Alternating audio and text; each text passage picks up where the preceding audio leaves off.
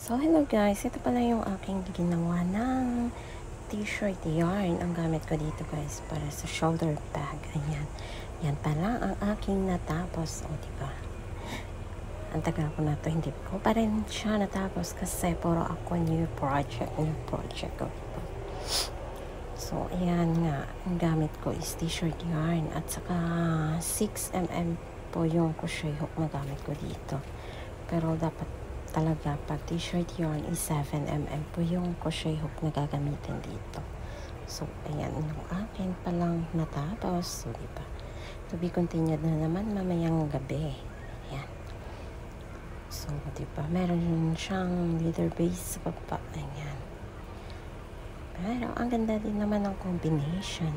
So, ito nga guys, yung ginamit ko, diba?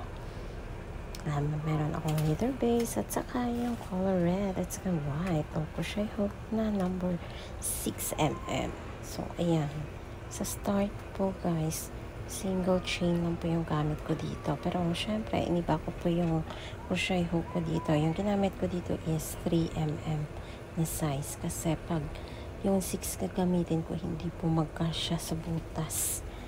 So, ayan. Single chain every butas. Ayan. Diba? Lahanin lang. Okay din naman siya. Lagi lang nagtitwist yung yarn kasi nga hindi swak ang crochet hook na gamit. Pero okay lang, dandahan lang naman. So, ayan. Pag nasa corner na guys, dalawang single chain po yung gagawin natin.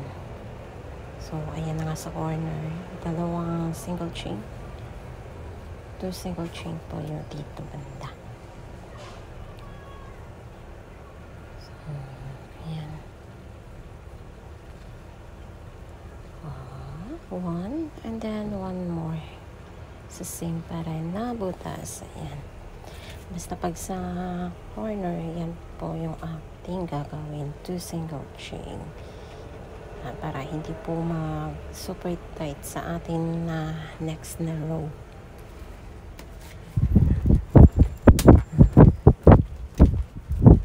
Half double crochet stitch po yung sa second row ko. At saka hanggang sa taas. Yan po yung ginamit ko. Pero dito sa baba is single chain lang siya.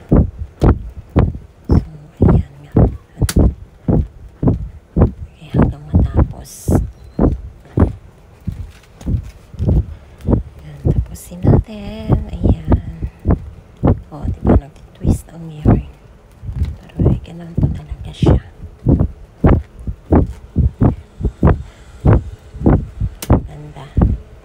Ganda na pa. Wala pang nain. Sige lang. Tuloy lang tayo. O, ayan. Single chain. Ayan. Pataas natin siya. Guys, yan. Nasa second, third row na ako. Ayan. Kasi hindi na ako nag-video. Ayan. Cut na lang. To be continued. So, ginamit ko na yung crochet hook na size 6mm. Ayan. And then, half double crochet stitch. Ayan, tatlo. And then, huhugutin ko siya. Yung tatlo talaga. Ayan. Then, yarn over. Then, sa next na hook, hahatak. And then, tatlo ulit yung hahatakin natin. So, ayan nga ang tinatawag na half double crochet stitch. So, matapos natin. So, dito na nga guys, nakakonect ko na pala yung color white. Tinahi ko po yung yung pinagdugtungan, tinahi ko po talaga siya. So, ayan ang aking natapos. O, diba? Dali ba? Ayan, tinahi ko lang yun. Pinagdugtong para okay lang. Wala akong ibang design na stitch. Kundi, yan lang. Half double crochet stitch. Hanggang taas. So, hello. Ayan. So, ito na ang aking natapos. Hanggang dito pala. lang. Yan. To be continued na naman mamayang gabi. Ayan. Sana makagawa ulit ako. Ayan. Sige. Kasi mataas na po yung bag. Nahirapan na ako sa aking mini tripod. So, ayan na siya guys. Dito na muna ako nag-stop. Ayan.